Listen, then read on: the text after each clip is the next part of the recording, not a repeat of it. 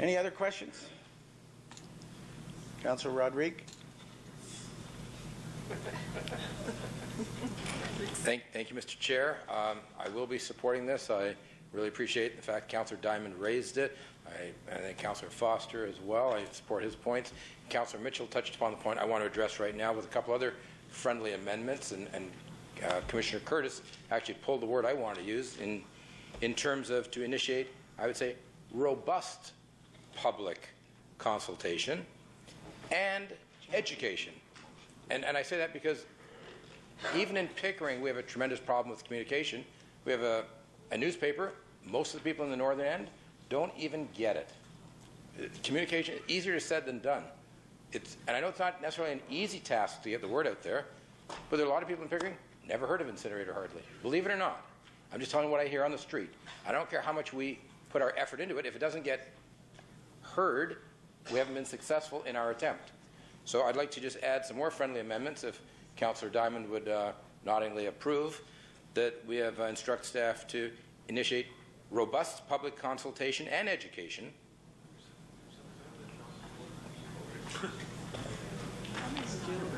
No? It's out of order. We'll try again. Councillor Rodrigues? Councillor Rodrigues? It's out of order. Anything else? Thank you, Mr. Chair. Councillor Woo? Thank you, Mr. Chair. And if I could, through you to the Director or Commissioner of Works. Now, you said that this particular draft communications plan has already been submitted. Now, with the handout 101, that was in September? It was actually submitted in August. August. Okay. And the deadline up until the motion that just came forward was November 30th. So No. You're mixing Okay. two different things. The communication plan was submitted in October. The air monitoring program was submitted earlier. They're two separate items with two separate timelines on them. okay. Now, this is with the ministry now. Both are with the ministry now. Okay.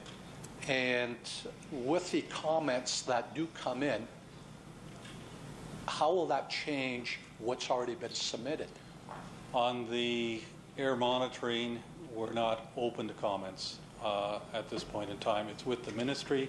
People are welcome to make comments directly to the ministry if they wish, but it's with the ministry. They're reviewing it, and they will either approve or amend it. Okay. With the communication plan, we are going through a public comment period. The intent of this is to extend it to March the 30th. That doesn't cause me a problem. It's up on our website right now. Anybody can go to the website and read it and provide comments online.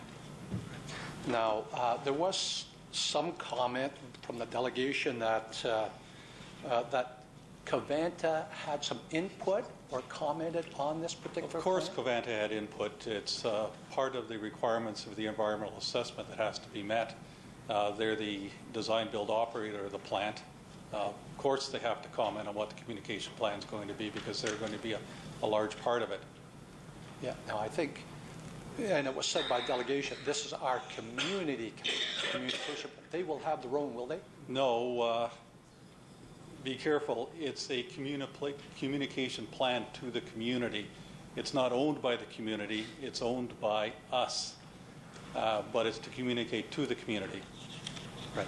Now, if I look at page 106 and you have a picture of a puzzle there and it says communication partnership, improve communications with residents. So this is basically what you're speaking about, is it? Yes, this plan will improve communication to the residents. There are a number of communication avenues available. For instance, if a councillor has any questions on it, they're welcome to contact us directly. We'll get the answer that you asked for, not necessarily the one you want, but the one you asked for. But we're also communicating with the community on a regular basis. EFW is always in our in the Works newsletter that goes out. We've got a website that keeps everybody up to date on what's happening with EFW. We have pictures of construction that we post on a regular basis so people can keep up to date on that.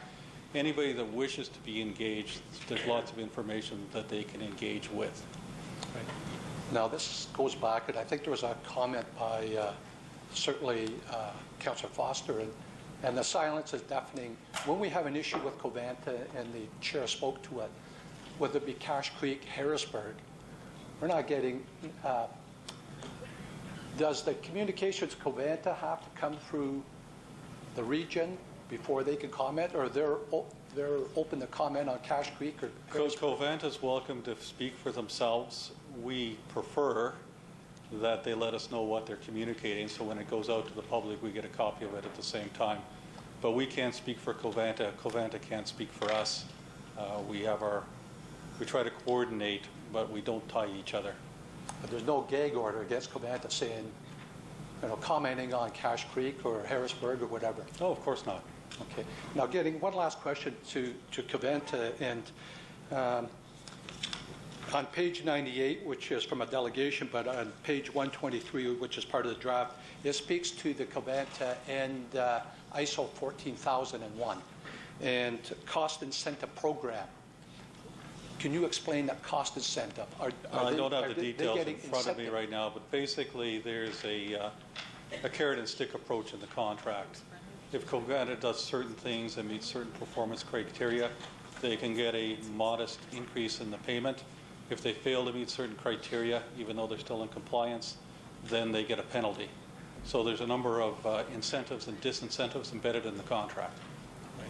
And that was part and parcel of the 370 some odd page contract that we had with them. That was approved by council, yes. Okay, thank you.